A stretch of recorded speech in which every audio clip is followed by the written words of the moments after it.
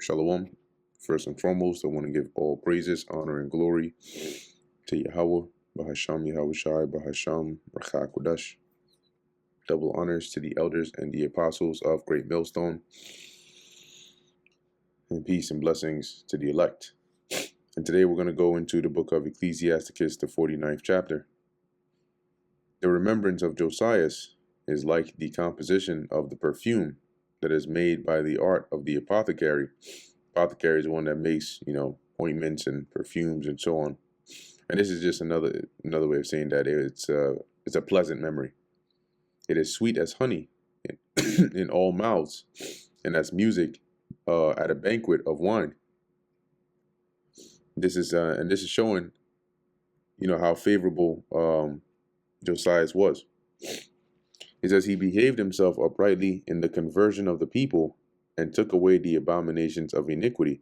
Right, there's something known as Josiah's reform, where he destroyed and outlawed idolatry, right, and basically promoted the worship of the Lord, in Israel, which pleased the Lord, right? He basically cleansed Israel of a lot of the wickedness they were doing. It says here,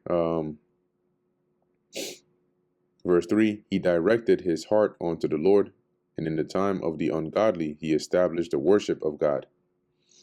All except David, Ezekiah, which is Hezekiah, and Josiah were defective. That's all the other kings of Judah.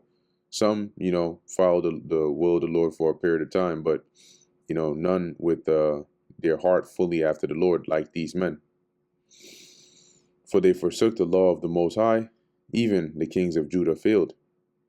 Therefore he gave their power unto others, and their glory to a strange nation. That's by basically the Lord giving us up to to a strange nation, to in this case the Babylonians. Ultimately, it says they burnt the chosen city of the sanctuary and made the streets desolate, according to the prophecy of Jeremiah. And that's when the Babylonians came and they did that. For they entreated him evil, who nevertheless was a prophet, sanctified in his mother's womb. That's Jeremiah. That he might not, or that he might root out and afflict and destroy, and that he might also, or that he might build up also and plant. So the Lord put the spirit on him to do that, to warrant that judgment, right? That they might be rooted out and removed from the land for a period of time. But also he would have mercy, right, and return them to the land, as he says, and build them and plant. Okay. It was Ezekiel who saw the glorious vision, which was shewed him upon the chariot of the cherubims. For he made mention of the enemies under the figure of the rain, and directed them that went right. And for this verse, let's pull this up. Let's see if I can find it. Let's see. This is Sirach 49 and 9. Let's do it. CEBA translation. Because some translations, they have the wording and, it's a bit better there. But let's take a look here. Chapter would be better, but suppose we could read the verse. Yeah, so here in Sirach 49 and 9, it says here, he remembered the enemies in the storm and favored those keeping to a righteous path. Right, and that's ultimately, what the Lord did. Because the scriptures say that the Lord requires that which is past. So whether, if you're an enemy of the Lord, whether it's you've done something wicked in the past or it's now, he can judge you really at any time. But the emphasis here is on the, once I get this out of here, on the favor, right? Favor those keeping a righteous path. And of the 12 prophets, let the memorial be blessed. And the 12 prophets they're known, when you go into secular history, they're known as like the 12 minor prophets. Right here, he's referring to the prophets that are not mentioned here, as he mentioned, Elijah and Elisha and Samuel. Okay, as you go through from Sirach 44 up until now. So the 12 the 12 prophets here are known as the 12 minor prophets if you look them up in secular history. So he just doesn't list them here by name. But let me type that in here. 12 minor prophets.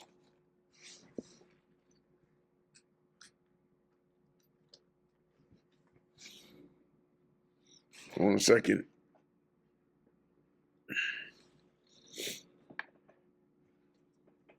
Okay. All right. It says here, the 12 minor prophets,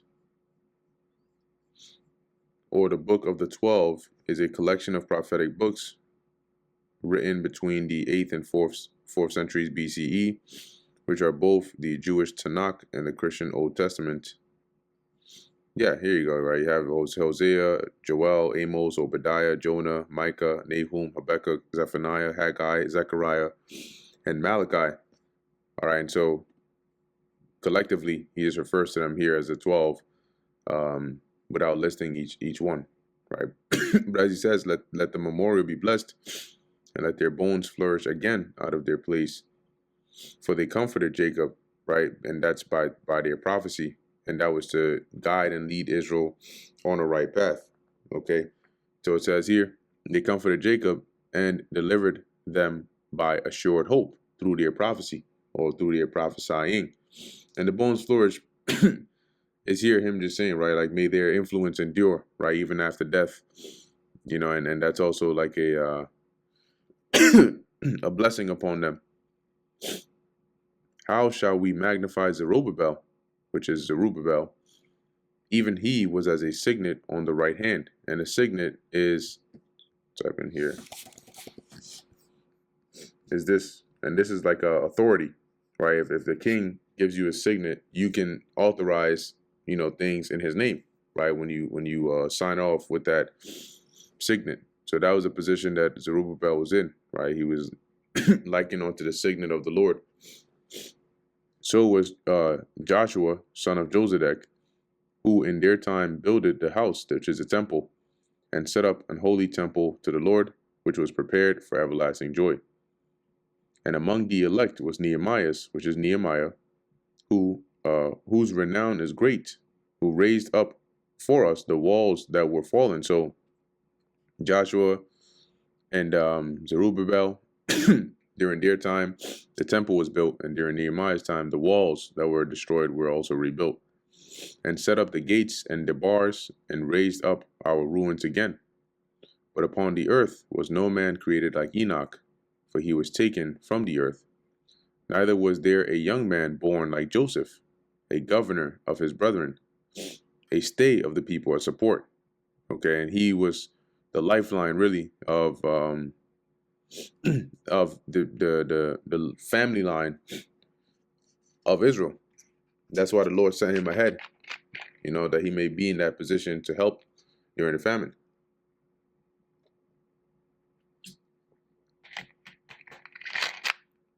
Whose bones were regarded of the Lord.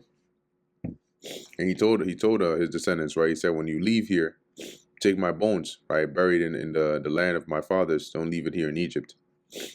Sem and Seth, which is Shem and Seth, were in great honor among men, and so was Adam above every living thing in creation. And that brings us to the end of the book of Ecclesiasticus, the 49th chapter. Lord willing, that was edifying to the elect. In closing, I want to give all praises, honor, and glory to Yahweh, Bahasham, Yahweh Shai, Bahasham, Rakha Kodash. Until next time, Shalom.